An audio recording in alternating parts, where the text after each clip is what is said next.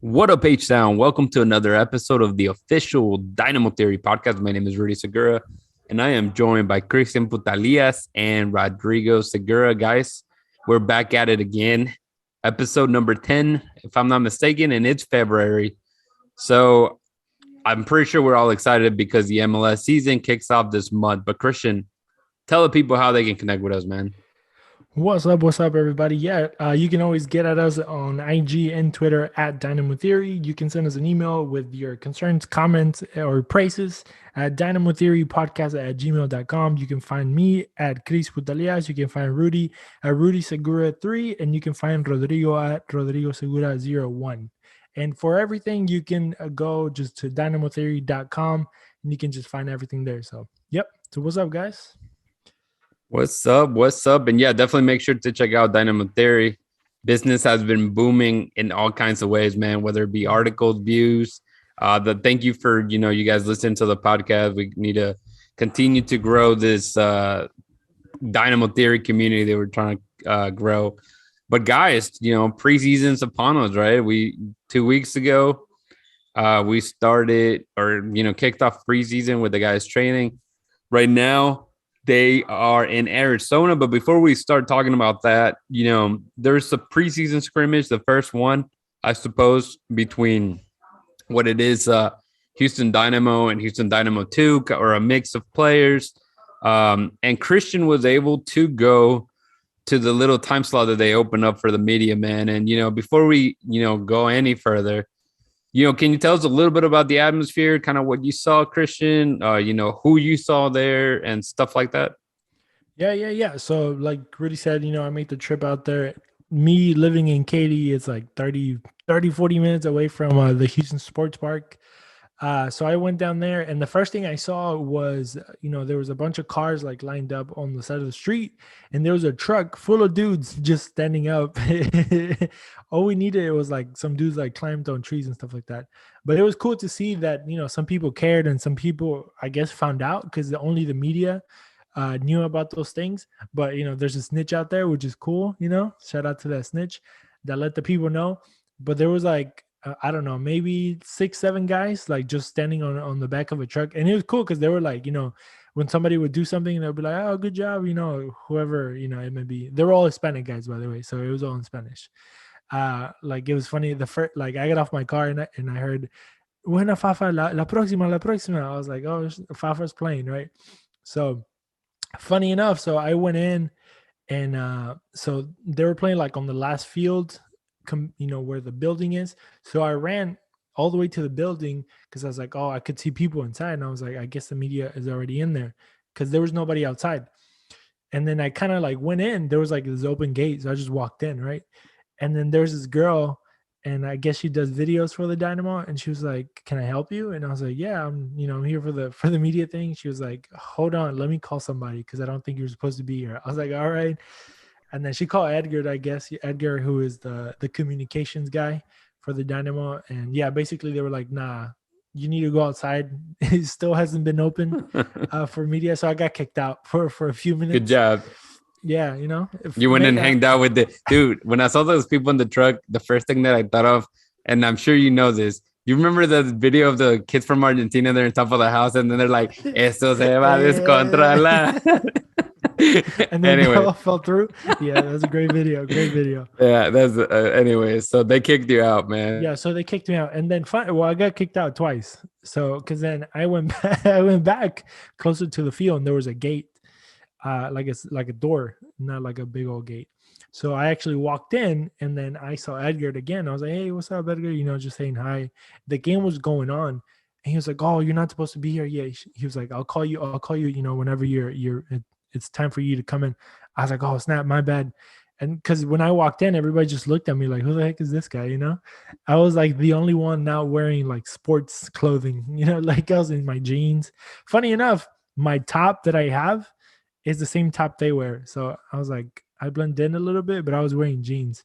And the only other person I think wearing jeans was like Pat Onstad. So obviously I had nothing to do with it. You left the Russian tracksuit in the house, clearly. Yeah. But yeah, so eventually you get let in and you get to see a little bit of what's going on. what did you see maybe from Nagamura? Like, obviously, I don't remember if we were able to go. Did you get to go when Tab Ramos was there to the training, or No, because COVID I cut didn't. like all that Yeah, stuff off. So yeah, they didn't have yeah, anything. But no, I mean, honestly, to be completely honest, I wasn't paying attention to much of the game because it was like the second string guys. So as soon as I walked in, they had led all the first half finished, and basically all the starters per se, because we're missing a bunch of players, so it's kind of like unfair to like give out the lineup because I don't think it's gonna be the final lineup, and so it's kind of unfair to put it out there. But all those guys were going out to, I don't know if they were gonna like go cool off or do some like work on the side. They actually left that field, and then some other guys they stayed and they played the second half with like the rest of the Houston Dynamo 2. And I actually got to meet his name is Walker, and he is like the Edgar for the Houston Dynamo 2. He's the communications guy for Houston Dynamo 2. So cool guy. We were talking about the whole project of the Houston Dynamo 2. Yeah. Unfortunately, he couldn't give me a list yet because nothing has been defined by the league. And actually, I think more information came out like yesterday or the day before yesterday about the roster and stuff like that for Houston Dynamo 2. So I think we'll get that information in March. So, if you're a Houston Dynamo 2 person waiting to see what that's going to be about, that all the information will come in March. But like, to be more specific about Paulo Nagamura, he was obviously across the way from me, but he didn't seem, it wasn't like a lot of screaming or anything like that. Like, you can tell he was like telling people what to do. But something that I did saw that at the end was that whenever the scrimmage finished, he went up to players and he was like giving them like instructions or I guess tips or pointers or whatever. So I thought that was really cool. I've never seen it from Tab Ramos during the games. Actually, Tab Ramos would tell you that he actually would just go home and not go into the dressing room. yeah, Very awkward. Yeah. But I mean, it was a good experience overall. I got to meet some people. I actually saw Superstar Webb. He was there. He's always there, man. Shout out to Webb. Yeah, he actually told me he listens to the show. So shout out. This is a special message for Webb. Yeah, you made it if he listens to your show. Right, there you go. So we are Web official, and that's it. That was basically it. There wasn't a lot, honestly, much to see. Pat Onstar was there. Asher was there. Pat's what's it called? Assistant was there. I forgot his name. I apologize. Asher. Not Ash. Is it? Oh, Asher? Is it there's Nikoba. That guy. Yeah, that one. I got was you. There. Nikoba, yeah. And then Brian Ching made an appearance, and I was kind of starstruck. A little bit, to be honest. I said hi, but it was very awkward. Like, when like kids see it like somebody that they like and they're like, hi, And here, I'll throw my Brian Ching. Like, I think it was 2019, and I gave tickets. I had extra tickets, so I went to the game and I had extra tickets, and I gave them to this.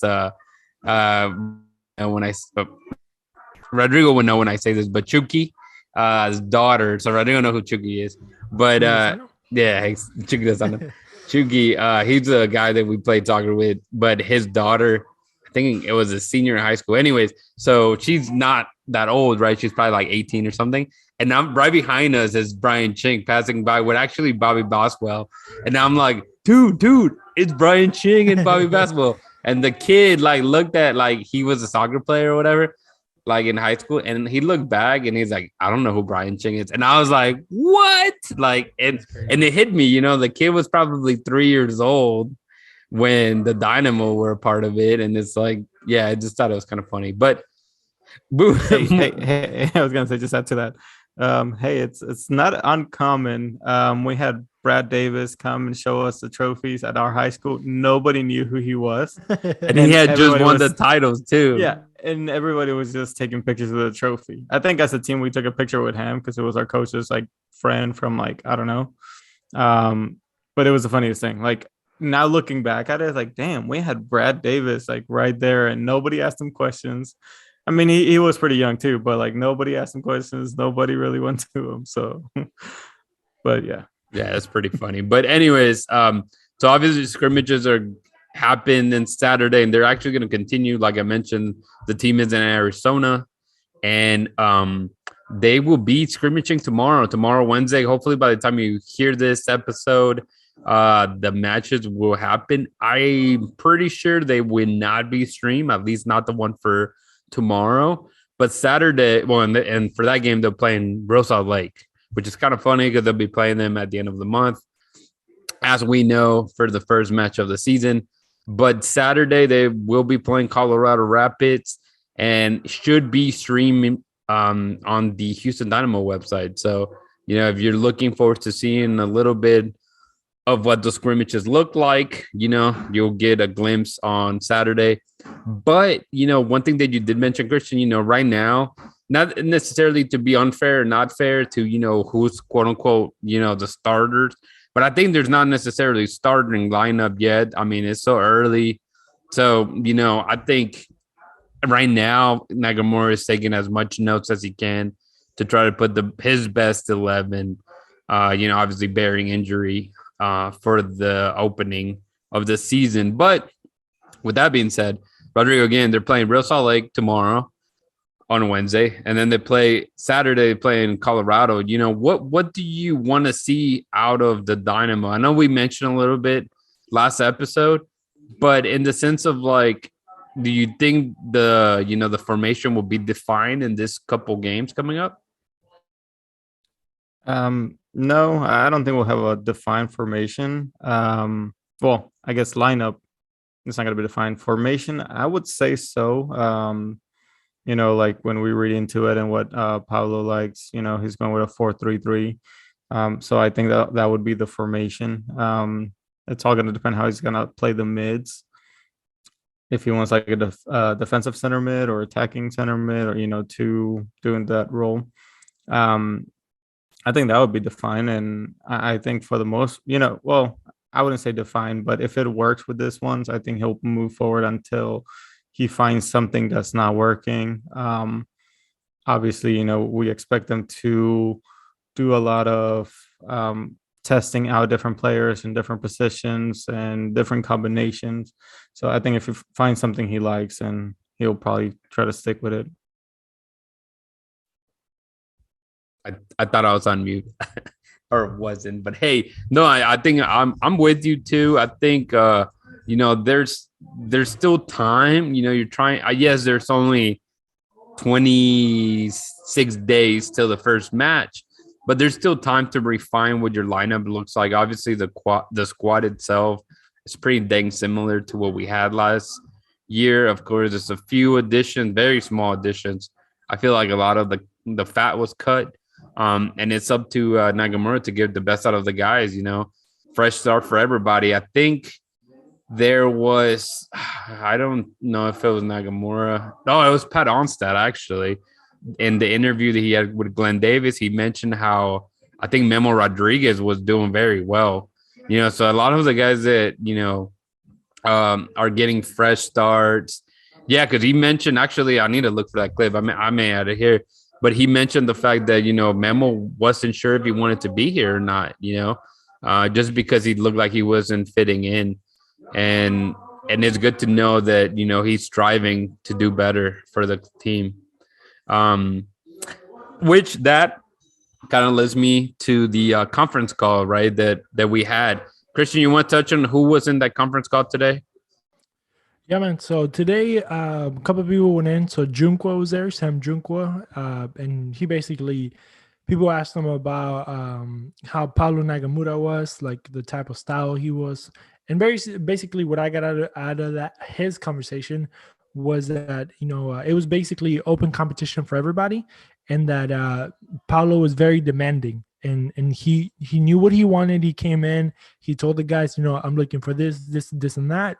And that's what, it's going to be like. That's what it's going to take for you to be part of the team, basically. And I mean, I like that, as a fan, as a person looking from the outside, the fact that, the players are talking like that, the coach has a straight idea of what he wants them to do, and they are, trying to execute that, I think is very valuable, especially from a young guy, like Sam Junqua, that, his fourth year in the league, but, he's still young. So I think is good. It's a good sign for everybody out from the outside looking in, right? Another one was Matthias Vera, who is not as young, but also kind of new to the league. But also, I think he has earned a spot as a starter, in my opinion, just because of the great performances that he had. And like we were talking, before we started, he did get a contract renewal with a little bit more money, which should, equal more pressure on him to perform. So, and also he was talking about the coach and, expectations and stuff like that. So, and then of course Paulo Nagamura, but it was mostly like questions about, just how does it feel to kind of get some space, like away from Houston, kind of like this bonding experience in Tucson, and kind of what he expected. But it was like basic stuff, same questions that usually get asked. Unfortunately, I wasn't able to get my question in, which was going to be about, the starting 11 and how, if he has that kind of figured out. Because I asked him the same question after the first week of training. I asked him if he was already looking into the starting 11, and he basically said, was still too early to tell. So I was going to ask him, if it was still too early to tell, even though like we're about to play our first like competitive game, I guess, in a way. But yeah, that was like the press conference of today, and we'll have one after the Saturday game. So, for next episode, we'll probably, have more information and more quotes from Paulo and whoever jumps on. Yeah, and Rodrigo, I know you listened to the the conference as well. Is there anything that you want to add that Cristian didn't mention? Yeah, spoiler for that starting 11. Steve Clark will be the starter. That was kind of I was just messing. I think that's pretty straightforward, and obviously they asked him that on the last press conference, and it was like no shit Sherlock kind of moment. We brought him here for a reason. He's going to be the starter. But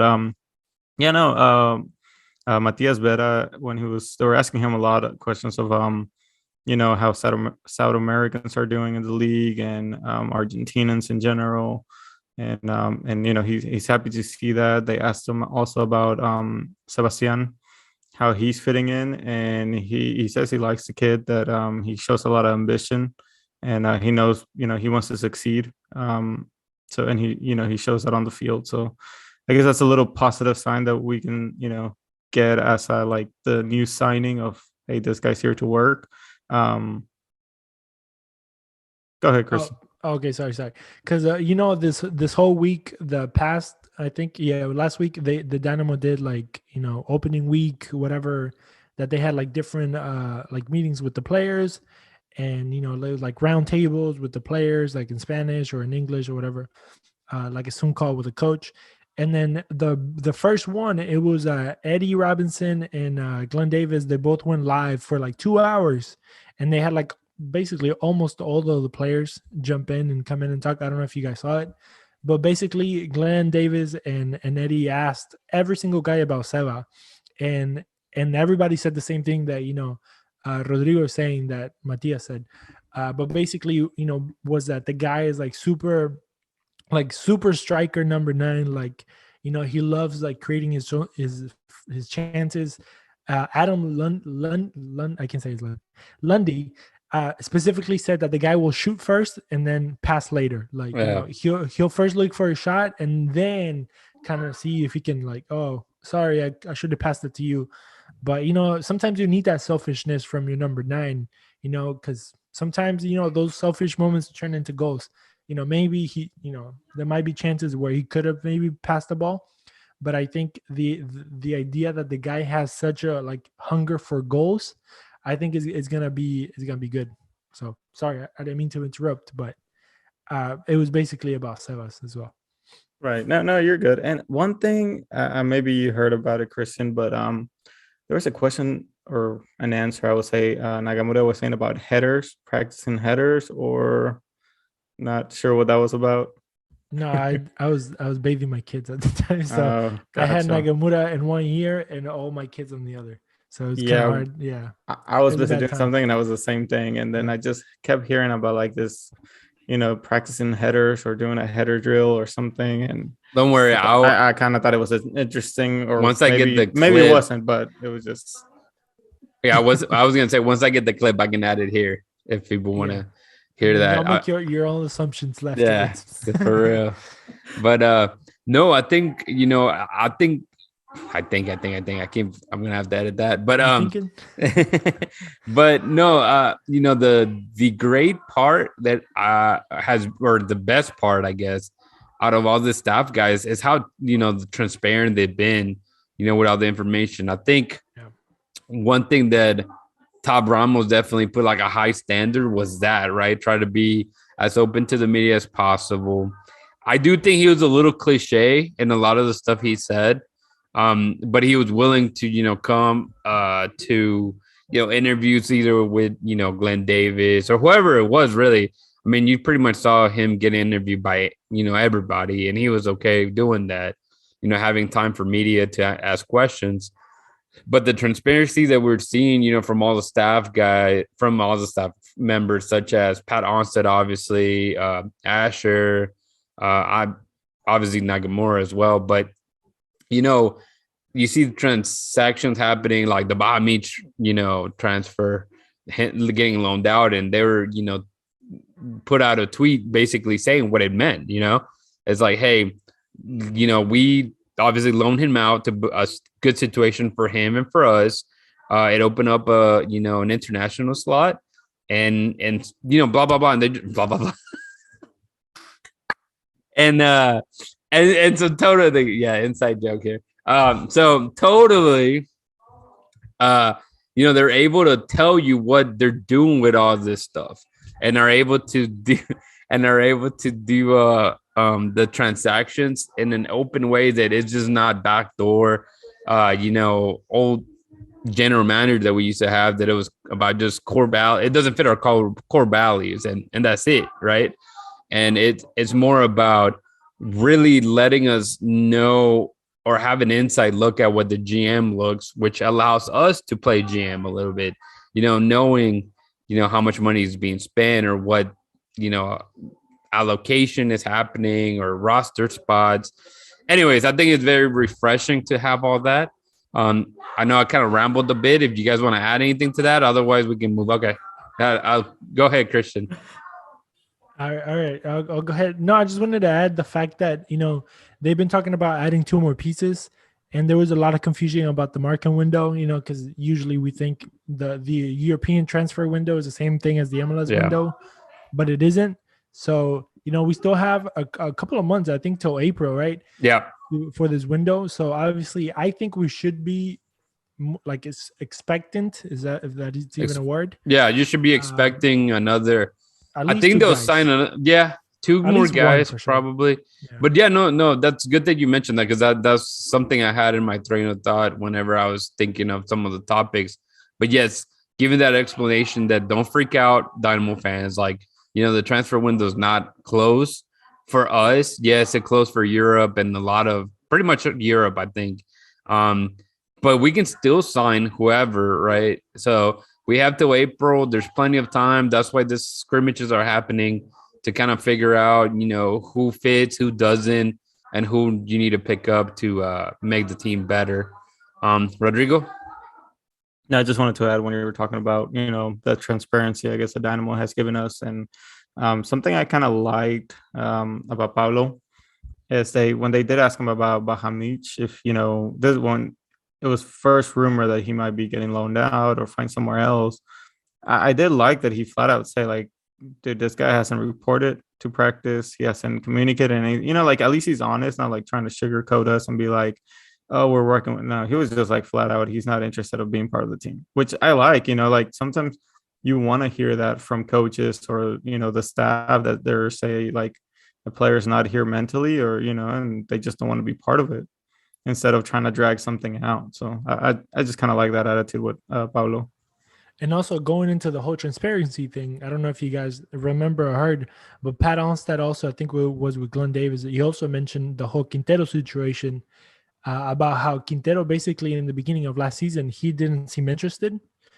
And then eventually he did get interested. So obviously there was probably something going on between him and Tab Ramos. For sure, yeah. Yeah. But, just to add, because obviously I'm known to be the Quintero hater or whatever it may be, which I'm not, but He's not. Jokingly I'll He's take not. it, Yeah. I'll take the joke, which is completely fine. But I mean, that explains a lot, that explains a lot also from the frustrations from the fans that wanted to see him and couldn't see him because he was out. And then also frustrations from fans like me that, the times that he would come in, he wasn't performing to what I thought, he should be performing at, especially given his position, status on like roster pay and stuff like that, even though, like I keep saying, even though he was talented and stuff, I didn't think he was providing enough to match, his potential, I guess, or whatever it may be. But the whole transparency of somebody coming out and saying, he was going through a rough time, even, coming into preseason last season, not in shape, which is really big for players nowadays. Preseason is not a place to get in shape. It's a place to already be in shape and come in and prove that you deserve a starting spot, like preseason now, in my day, or not even in my day because I never played, but, and to what I thought, sometimes you have ideas of how soccer used to be. And to me, it was like preseason was the place for you to get fit again, because you come from vacation, you're slagging, you're maybe got fat or whatever. And so you come into preseason, lose some pounds and then get back in rhythm again.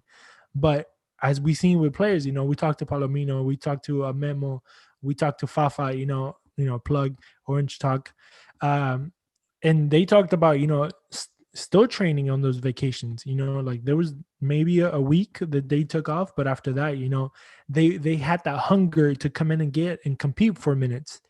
So they got their ass back in the gym and they kept playing, they kept, and we saw Palomino and we even saw Quintero, like on his stories or whatever it may be on Instagram, wherever you follow him, he was always posting like him working out, running, touching the ball, playing, pick up games here and there with Palomino and them, to like prove that they wanted to stay here. So, and that's why I think, he got signed another year before we had another coach, which was also kind of weird because, why would you re-sign a person when there was no coach, like, would he be, in mind for the coach, would he fit the coach or whatever?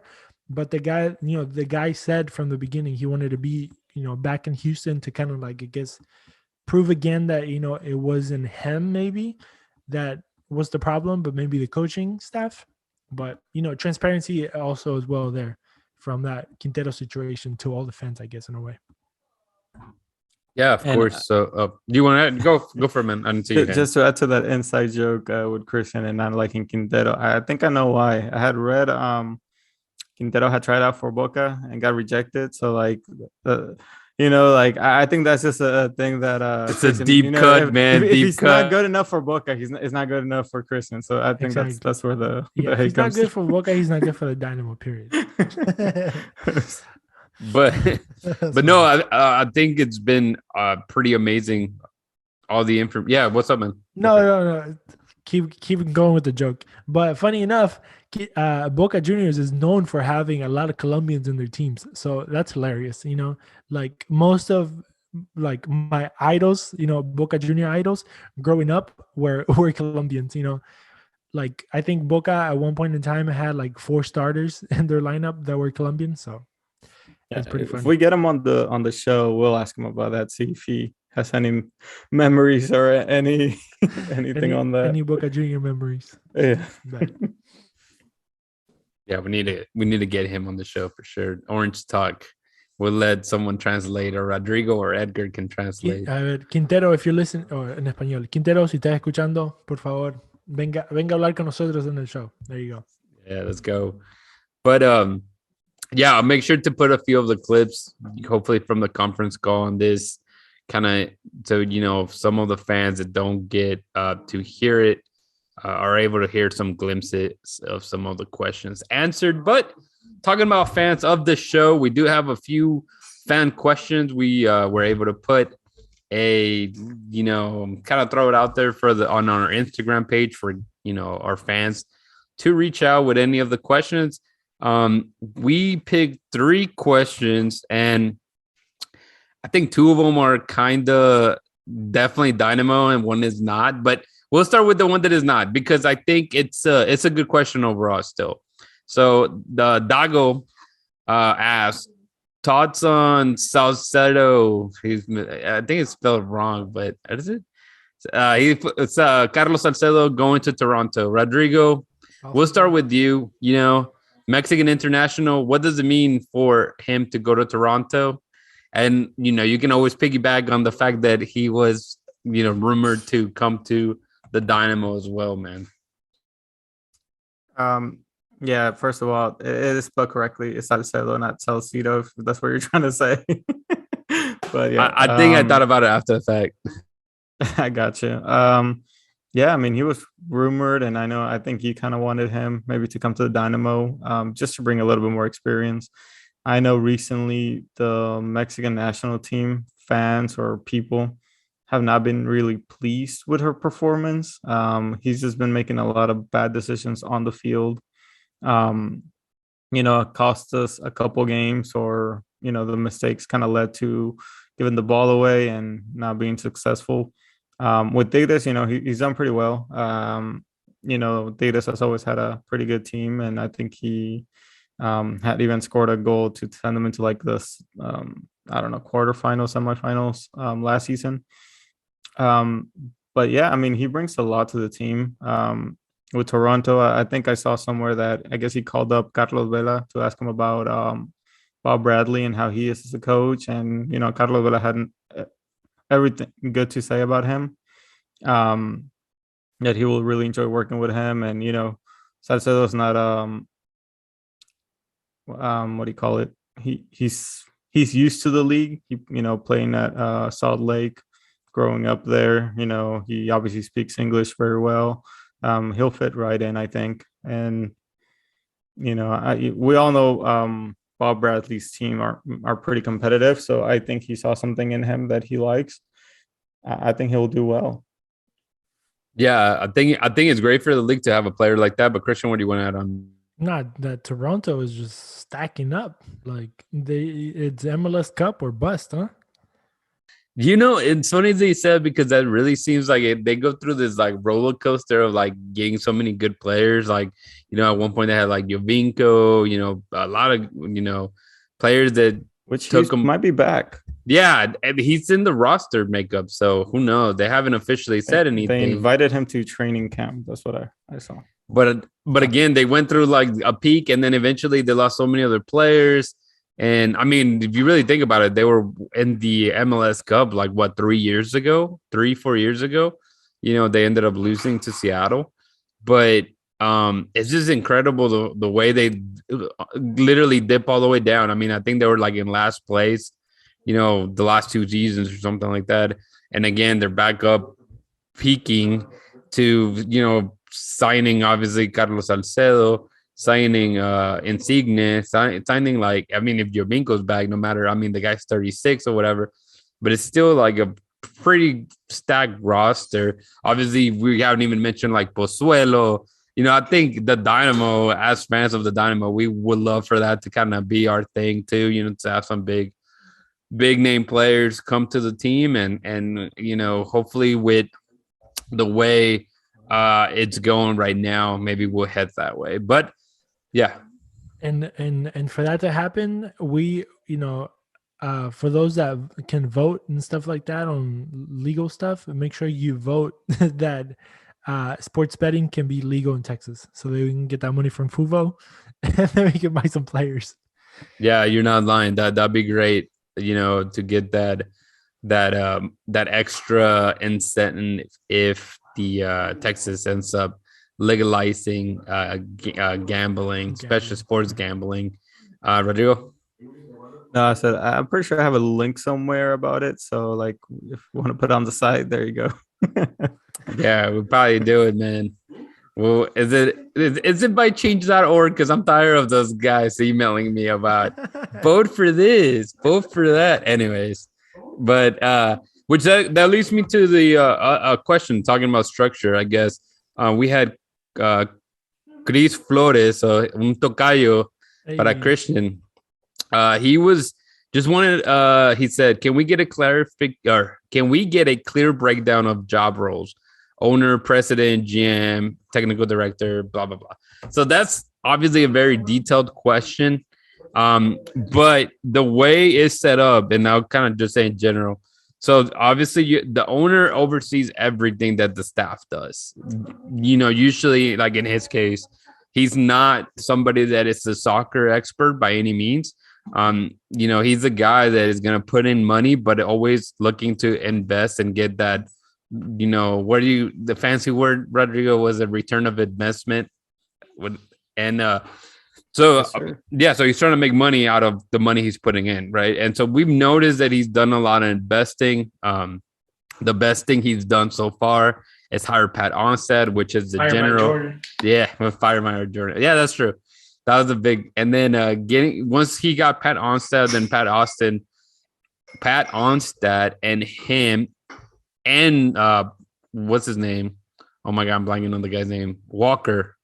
What's his name? John Walker. The president, John Walker, which again, it's another guy that came from like NBA. So he's not super, soccer's not his forte by any means, but the experience that he has, helping teams grow and develop, whether it be marketing or whatever is there.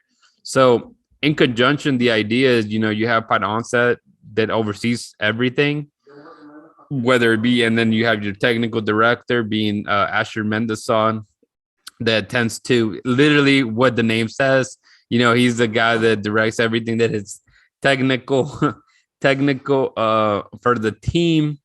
Then you have Nick Kova, which is the assistant of the general manager, and director of soccer operations. So again, same thing. That's kind of broken down into their specific fields, and all those guys being directly on the soccer side of it, which is crazy because we didn't have that, and we've been in 17 seasons, and that never happened. It's incredible.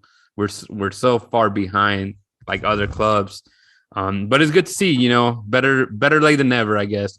And of course, you have head coach Paulo Nagamura, who, as we're going down the tree, that's basically how they all eventually, that word that it has been thrown around is collaboration, and so they should be able to collaborate and get everything related to the squad itself together. All these guys are just working to make the squad better, making the team itself have the results that we want, which is not to be dead last in the Western Conference again.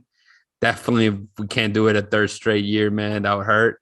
But that's basically the structure. And I mean, the roles are very, I would say try to listen to Glenn Davis that interviewed all these guys, and they kind of go into depth in exactly what roles they do.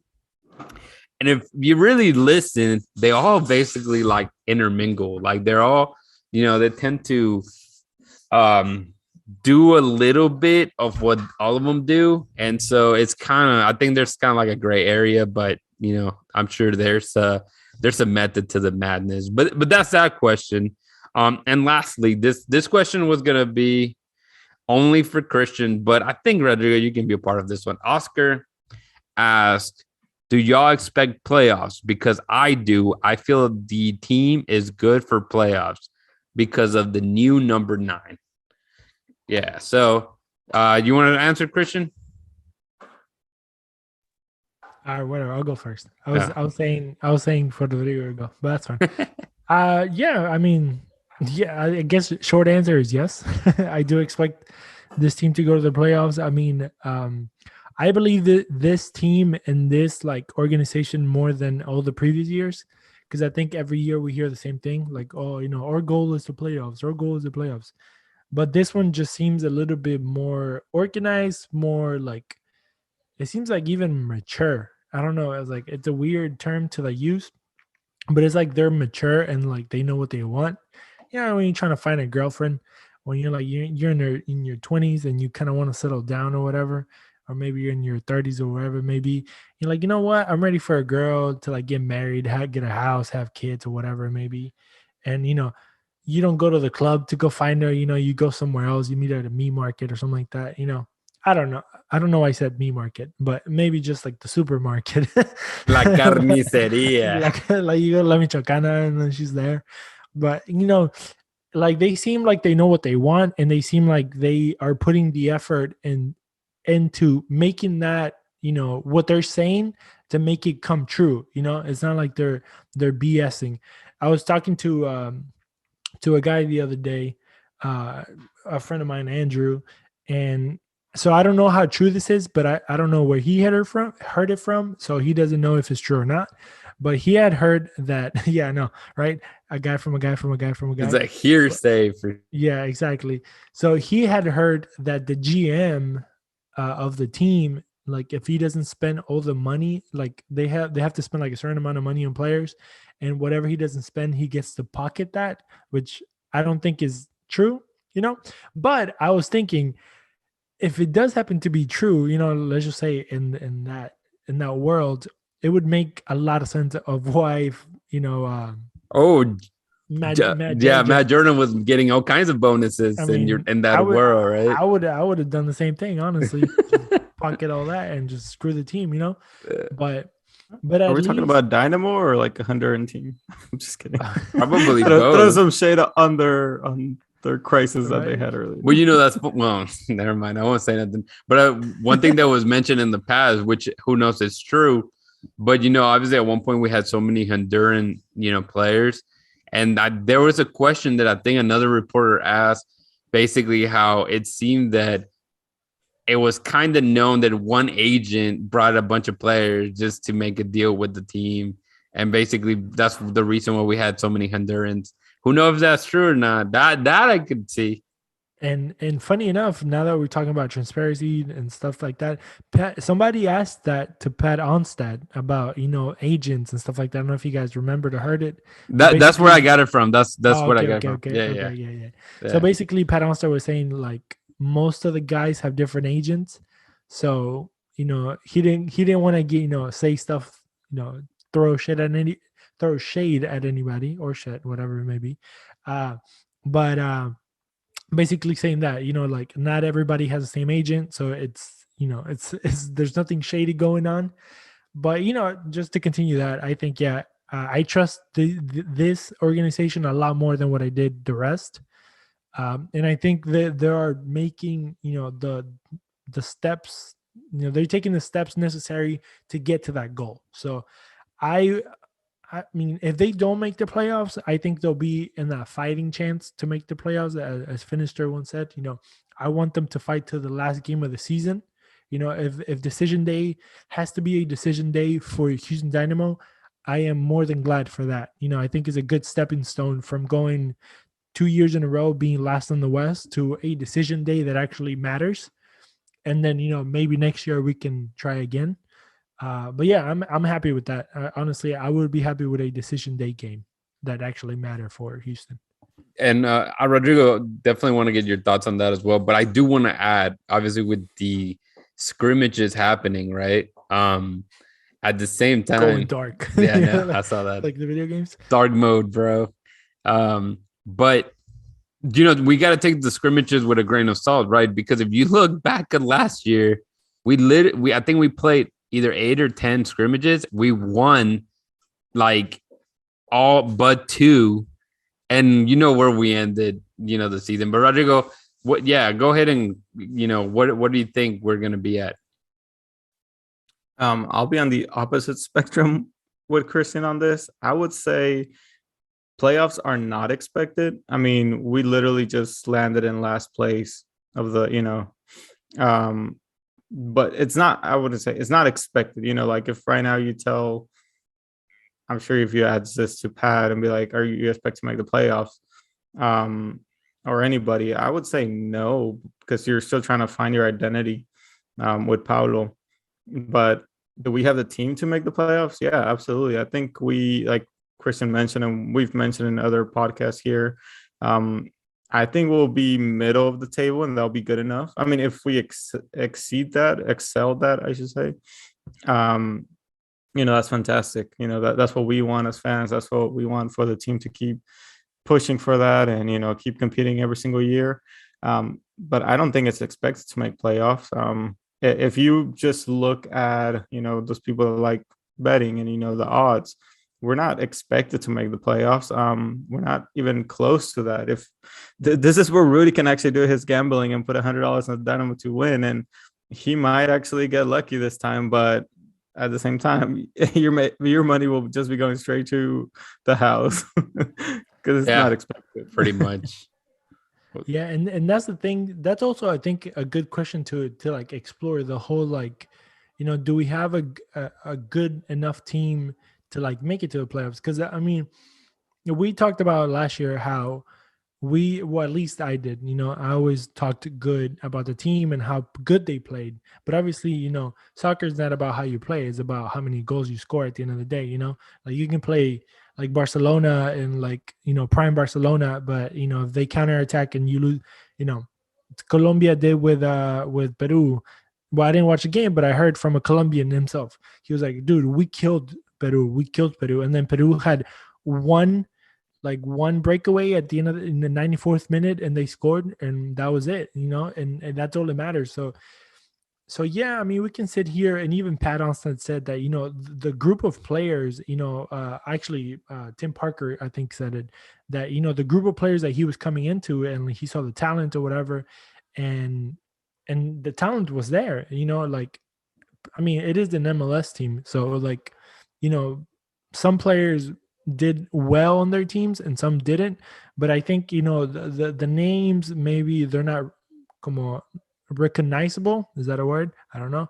But I think the team itself played pretty well. It's just a perfect storm of inexperience in the coaching, and the coach, like substitutions and stuff like that. Like, I think that killed us. And then just, I don't know, just like a bad luck, not having the players that were needed, like a number 9. I think it was like the perfect storm for us to suck. And but I think we had potential, but obviously can't do anything with potential. Let me go ahead and add a little bit on that, because it's true. I think, you look at last season and we went through like this winningless streak, which was a ton of ties at one point, right? And it could have gone either way. We spoke about the fact that you could have lost some, you could have won some. But, imagine if you, instead of getting, 10 ties, you may have gotten 3 wins out of those ties. Points would have added up, and maybe we would have sneaked into the playoffs. Now, looking at this new regime with Dago, I mean, I feel that, yes, we finally have a number 9 because we missed it when Mauro Manotas left, for sure. But I feel the team is definitely well-rounded, right? I think we have, apart from maybe another right back to create some competition. And, I think I'm good with the midfields we have and the wingers. I know that we're looking into bringing some, because it doesn't hurt, obviously. And, if you can get somebody better, of course, it just helps. But just looking at the team as a whole, I think there is a potential of making the playoffs. As much as want to be optimistic and, say we're going to make the playoffs or whatever, I want to say we're not going to make the playoffs, but I know. But like Rodrigo was mentioning, like, if we don't make it, then don't expect for Pablo to get fired, right? I don't, because it'd be pointless. Like, you're trying to start something new, but you do want to see the team do better. You want to see them win every third game, or win every, fourth game. Don't go 3 months without winning, or, show a little bit more, even if we're not, obviously now there's 14 teams. I don't want to be 14 by any means, but, if we are a spot away from making the playoffs, of course it's going to hurt, but at least you are seeing some improvement. And the biggest thing that I want to see overall, even if we don't make the playoffs, win every home game, or definitely don't lose home games. Try to keep those points in Houston, whether it be wins or ties, but don't let your opponent come here and get those 3 points out of the heat and everything that is on your for you to take advantage of. Don't let them escape. Yeah. Make it a fortress. Make Houston a fortress, and also adding to that is the opposite. In 2 years, how many away games did we win? 1 or 2? That's ridiculous. I think not even. I think a high school team can win more away games, in the MLS than the Dynamo did. I mean, you have to win, some, like I think there. Yeah, and I think it's like, even if you look at some good of like some of the top teams in the league, it's not like they win every away game either, but they hardly lose at home. So if you make your, like you said, your home to be a fortress, for you not to lose any points, and get a tie or a win every now and then away, man, how that'll get you in the playoffs for sure. And if you get that, then you're set. And at least with like the easy teams, because there's some teams that are harder to play away, maybe like a Portland, Seattle, SKC, almost half of the conference. But there's some games that you go away and you're like, it could be a winnable game. Like maybe it depends on when Colorado is having a bad year. Maybe you can have a good away game. Maybe you can go to Minnesota and maybe get a point at least. Real Salt Lake is doing pretty good, but usually they're known to drop some points here and there. But just like teams like that you can maybe go and maybe get a tie. Teams that are not super strong at home, just go out there and at least get a point back. There's some games that are going to be a given that you're probably going to lose. And like we are okay with that as long as you put out the effort. I think we're okay with going. Obviously, I don't expect you to go out there and with a mentality of losing. I think that's dumb. But I think as Dynamo fans, or as just fans, period, that some fields are harder than others. So but the expectation is for you to go to some fields and at least bring a point back home. Yeah. So Rodrigo, I'll let you add something if you want to, but I did wanted to say, don't worry, Dynamo fans. We're definitely, or before the season begins, we'll go more in detail of our expectations, and maybe, each of us give, maybe where we think, realistically where the team will end, position wise, and what do we expect. But Rodrigo, what's up? I just wanted to add a quick stat on that away games that Cristian was talking about. So in the last 6 years, we've only won 8 away games. Our best, or I guess it ties it with another year, but in 2019, we won 2 away games, but lost 15. Not even a tie, just lost 15. Wow. Yeah. So yeah, we really need to work on that. That's terrible. Yeah, that's pretty bad. And that's what I'm saying. Like, I don't want to, granted, if we went out and won every single away game, I wouldn't be mad either. But realistically, that can happen. But you have to be able to take away points. And like I said, you have to win every time at home. But Cristian, I said we go ahead and close this out, man. Tell the people where they can connect with us, man. Yeah, man. So you can always check us out on IG and Twitter at Dynamo Theory. You can go to Dynamo Theory Podcast at gmail.com to send us an email, send questions, concerns, or comments, or whatever it may be. Or you can just DM us, honestly. You can find me at Chris Putalias. You can find Rudy at Rudy Segura 3. You can find Rodrigo at Rodrigo Segura 01. And for everything, you can find everything at dynamotheory.com. Don't forget breakfast links, Mondays, Wednesdays, Fridays. There's going to be a bunch of players profiles coming out soon. There's some already out there, so go check those out, but there's more coming out. And yeah, man, there's a lot more Houston Dynamo content coming out, maybe some Dash stuff also. And also when Houston Dynamo 2 comes out, their all their information, we're going to get, more content on them as well. Cause I think, me personally, I think they're the future of this club. So I would love to keep everybody informed on them as well. So dynamotheory.com for everything, guys. Yeah, and before Rodrigo thanks to all the fans and closes us out, I do want to add, make sure to check out the Orange Talk. We've done three we've done 3 player interviews, being Memo, Marcelo, Palomino, and Fafa Pico, our last one. We were supposed to have another one, but it didn't pan out. So obviously preseason kicked off, right? So preseason kicked off. So because of that, we're definitely it may be a while before we get another player to show up. But if you have a player in mind, man, shoot us a DM, send us a message. If there's a specific guy that you may want. But Rodrigo, I'll shut up for once and let you do your thing, man. Thanks, man. Thanks. And thank you, Houston fans, Houston Dynamo fans, for listening. And remember to always hold it down and keep it forever orange. Adios. Let's go.